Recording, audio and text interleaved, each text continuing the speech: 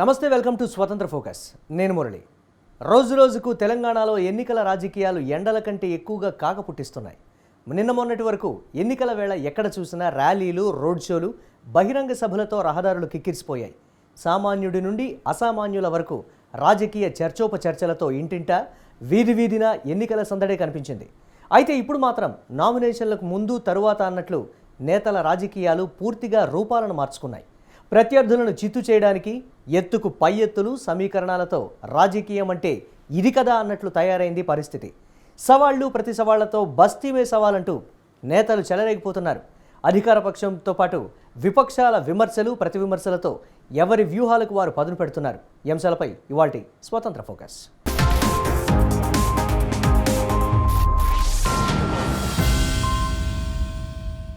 గడిచిన అసెంబ్లీ ఎన్నికల కంటే లోక్సభ ఎన్నికలే ప్రధాన పార్టీలకు ప్రతిష్టాత్మకంగా మారాయి.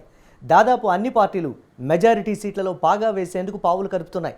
6 గ్యారంటీలు, రైతు రుణమాఫీ వంటి పథకాలతో కాంగ్రెస్, కరువు అస్త్రంతో బీఆర్ఎస్ బీ రెడీ అంటూ బరిలోకి దిగి మాటల తూటాలను పేల్చుకుంటున్నాయి. బీజేపీ నేతలు సైతం మీకంటే మేమేం తీసిపోమంటూ జబ్బలు చేర్చుకుంటూ బరిలో దూకారు. మోదీ మేనియాను మెదళ్లకు ఎక్కించుకున్న బీజేపీ నేతలు విక్టరీ మనదేనంటూ ప్రజలతో దాండియా ఆడుతున్నారు.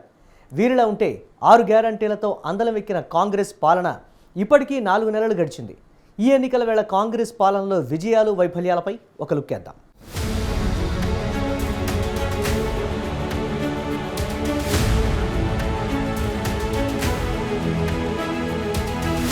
రాష్ట్రంలో లోక్సభ ఎన్నికల్లో భాగంగా అభ్యర్థుల నామినేషన్ల పర్వం శుక్రవారంతో ముగిసింది. అయితే 17 లోక్సభ నియోజకవర్గాల్లో దాదాపు 625 మంది అభ్యర్థుల నామినేషన్లు అర్హతను సాధించాయి. ఇదిలా ఉంటే ఒక్క మెదక్ ఎంపీ స్థానంలోనే 53 మంది అభ్యర్థులు పోటీకి దిగారు. పెద్దపల్లిలో 43 మంది అభ్యర్థులు బరిలోకి దూకారు. దీంతో ఇక ప్రధాన పార్టీల నేతలు ప్రత్యర్థులుగా, రెబల్స్గా ఎన్నికల రణక్షేత్రంలోకి దూకిన వారితో బేరసారాలకు దిగారు. నామినేషన్ల ఉపసంహరణకు ఈ రోజుతో గడువు ముగియనుండటంతో నగదు నజరానాలు ఆశ చూపిస్తున్నారు. నేతల గెలుపు సంగతి ఎలా ఉన్నా రెబల్స్ నామినేషన్లతో ఓట్లు చీలి ప్రత్యర్థుల గెలుపు నల్లేరు మీద నడకలా సునాయాసం అవుతుందని ప్రధాన అభ్యర్థుల గుండెల్లో గుబులు పట్టుకుంది. ఇదిలా ఉంటే వచ్చే నెలలో జరగనున్న లోక్సభ ఎన్నికలకు ఒక్కో పార్టీ ఒక్కో ప్రచార అస్త్రాన్ని ఎంచుకుంది. ఎవరి అస్త్రాలతో వారు ఎన్నికల యుద్ధానికి సన్నద్ధమయ్యారు. ఎవరి వ్యూహాలతో వారు ముందుకెళ్తున్నారు. ఎన్నికల ప్రచారంలో భాగంగా కాంగ్రెస్ రానున్నది ఇందిరమ్మ రాజ్యం అంటూ ప్రజల్లోకి జోరుగా ప్రచారం చేసుకుంటోంది. బీజేపీ మాత్రం కమలానికి ఓటేస్తే రామరాజ్యం తెస్తామని, అభివృద్ధి బీజేపీతోనే సాధ్యమని ఇంటింటి ప్రచారానికి తెరలేపారు. బీజేపీ అగ్రనేతల పర్యటనలతో తెలంగాణలో ఎలాగైనా డజను ఎంపీ సీట్లు గెలవాలని గట్టి పట్టు మీదే ఉంది.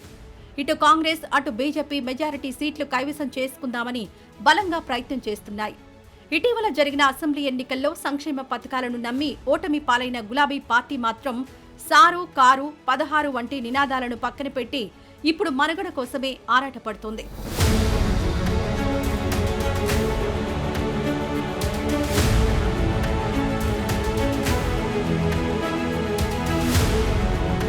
ఆరు గ్యారంటీలతో అధికార పీఠం దక్కించుకున్న కాంగ్రెస్ పార్టీ ఇప్పటికే పలు గ్యారంటీలను అమలు చేసి ప్రజల్లో బలంగా ప్రచారం చేసుకుంటోంది. సీఎం రేవంత్ రెడ్డి ఆర్టీసీ బస్సులో మహిళలకు ఉచిత ప్రయాణానికి అధికార పీఠం ఎక్కే ముందే గ్రీన్ సిగ్నల్ ఇచ్చారు. దీంతో మహిళలు ఉచిత బస్సు ప్రయాణ సౌకర్యం కల్పించినందుకు రేవంత్ కు జై కొట్టారు. దీంతో రాష్ట్రంలో ఆటో వాలాలకు గిరాకీలు లేక ఈశ్రుమంటూ ఉసురు తీసుకునే పరిస్థితికి వచ్చింది. ఇప్పటికే చాలా మంది ఆటో వాలాలు మహిళల ఉచిత బస్సు ప్రయాణం పథకం వల్ల జీవన వృత్తి కోల్పోయామని ఆవేదన వ్యక్తం చేస్తున్నారు. మరి వచ్చే లోక్సభ ఎన్నికల్లో ఆటో వాలాల ఓట్లు కాంగ్రెస్ కు వ్యతిరేక ఓటుగా మారే అవకాశం లేకపోలేదని రాజకీయ విశ్లేషకులు స్పష్టంగా చెబుతున్నారు. 4 నెలల పాలనా వ్యవధిలో కాంగ్రెస్ ప్రభుత్వం ఒక ప్లస్ను, ఒక మైనస్ను తన ఖాతాలో జమ చేసుకుంది.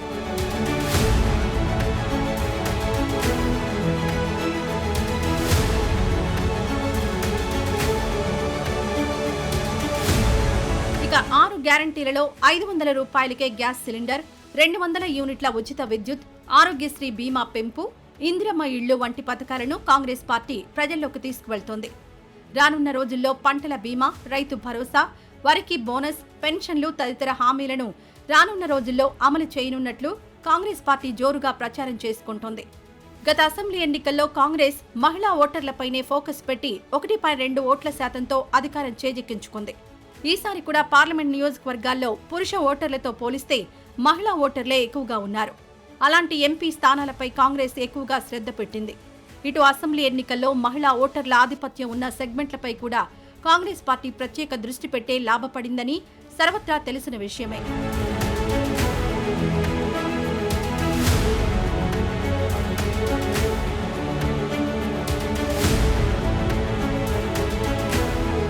ఇదిలా ఉంటే లోక్సభ స్థానాల్లో సీట్లు ఆశించి భంగపడ్డ బడా చోటామోటా నేతలంతా ఎంపీ స్థానాల్లో నామినేషన్లు వేసి అధికార విపక్ష నేతలకు చుక్కలు చూపిస్తున్నారు. ఇదిలా ఉంటే అందివచ్చిన అధికారాన్ని కాంగ్రెస్ నిలబెట్టుకుంటుందా లేదా అనే సందేహాలు కూడా ఇటీవల సోషల్ మీడియాలో చక్కర్లు కొడుతున్నాయి. అంతేకాదు కాంగ్రెస్లో వలస నేతల హడావుడి పెరగడంతో రేవంత్కు దిక్కుతోచని పరిస్థితి ఏర్పడింది. చాలా చోట్ల కాంగ్రెస్కు అభ్యర్థుల కొరత కూడా స్పష్టంగా కనిపించింది. దీంతో సీఎం రేవంత్ రెడ్డి మాటల సీఎమ్మా చేతల సీఎమ్మా అంటూ విపక్షాల నుండి సెటైర్లు ఎదుర్కోవాల్సి వస్తోంది. రైతు రుణమాఫీ కేంద్రంగా అధికార కాంగ్రెస్ ప్రతిపక్ష బీఆర్ఎస్ల మధ్య మాటల యుద్ధం మరింత ముదిరి పాకాన పడింది. సీఎం రేవంత్ రెడ్డి ప్రకటనకు మాజీ మంత్రి హరీష్ రావు సవాల్ విసిరితే అంతే ధీటుగా ప్రతి సవాల్ చేశారు సీఎం రేవంత్ రెడ్డి. దీంతో రైతు రుణమాఫీపై కాంగ్రెస్ బీఆర్ఎస్ మధ్య సవాళ్ల రాజకీయం పీక్ స్టేజ్కు చేరిపోయింది. ఆగస్టు 15లోగా రుణమాఫీ చేస్తామన్న సీఎం రేవంత్ రెడ్డి ప్రకటనపై 15 ఆగస్టులోగా రుణమాఫీ చేస్తే తాను రాజీనామాకు సిద్ధమని, చేయకపోతే రేవంత్ రెడ్డి సీఎం పదవికి రాజీనామా చేస్తారా అంటూ హరీష్ రావు సవాల్ విసిరారు. ఆగస్టు 15లోపు రుణమాఫీ అమలు చేస్తే తన రాజీనామా లేఖను స్పీకర్కి ఇవ్వాలని కోరారు. ఒకవేళ రుణమాఫీ హామీలను అమలు చేయలేకపోతే రేవంత్ రెడ్డి రాజీనామా చేయాలని ఛాలెంజ్ చేశారు. ఈ సవాళ్ల రాజకీయాలను ప్రజలు యాక్షన్ మూవీ చూస్తున్నట్టు గుంభనంగా చూశారు. మరి ఈ సవాళ్లు ఎవరికి మేలు ఎవరికి చేటు అనేది కాలం తేల్చాల్సిందే.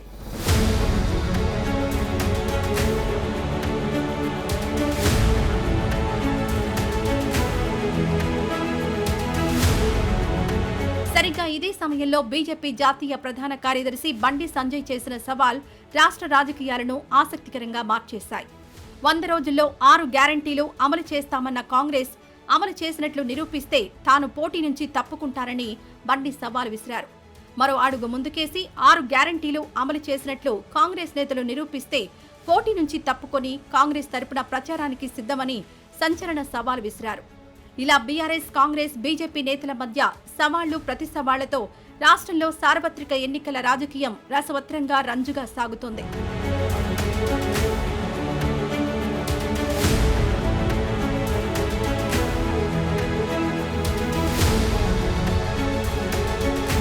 నాలుగు నెలల పాలనలోనే కాంగ్రెస్ ఘోర వైఫల్యాలను మూటగట్టుకుందని మరోవైపు మాజీ సీఎం కేసీఆర్ విమర్శించారు. అడ్డగోలు హామీలతో కేవలం 1.5% ఓట్లతో అధికారంలోకి వచ్చిన కాంగ్రెస్ ప్రజలను మోసం చేసిందని తీవ్ర స్థాయిలో మండిపడ్డారు. ఇది చేతగాని అసమర్థ పాలన అంటూ ధ్వజమెత్తారు. కక్ష సాధింపు చర్యలతో రేవంత్ రెడ్డి దుర్మార్గాలకు పాల్పడుతున్నారని ఆరోపించారు.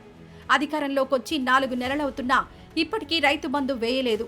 కరెంటు కోతలతో ప్రజలు సతమతమవుతున్నారని, ధాన్యం కొనుగోళ్లు లేక రైతులు ఆవేదన చెందుతున్నారని సీఎం రేవంత్ రెడ్డి పాలనను మాజీ సీఎం కేసీఆర్ దుయ్యబట్టారు. కేవలం 4 నెలల్లో 220 మంది రైతులు అనేక ఇబ్బందులతో చనిపోయారని, ఇది కారు తెచ్చిన కరువు కాదు, కాంగ్రెస్ తెచ్చిన కరువని కాంగ్రెస్ ప్రభుత్వాన్ని ఎద్దేవా చేశారు.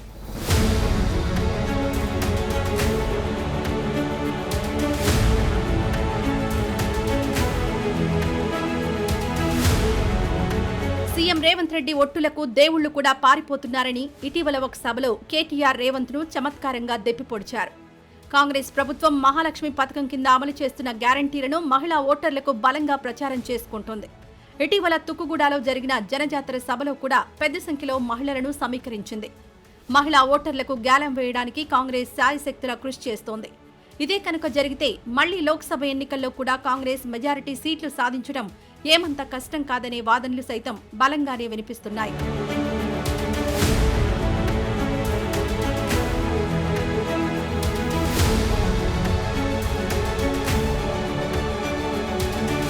మొత్తం మీద ఇప్పటి వరకు జరిగిన ఎన్నికల రాజకీయ ఎపిసోడ్లను పరిశీలిస్తే సీఎం రేవంత్ రెడ్డి వ్యూహాలతో మొత్తానికి గులాబీ గూడును వలసలతో ఖాళీ అయ్యేలా చేశారు.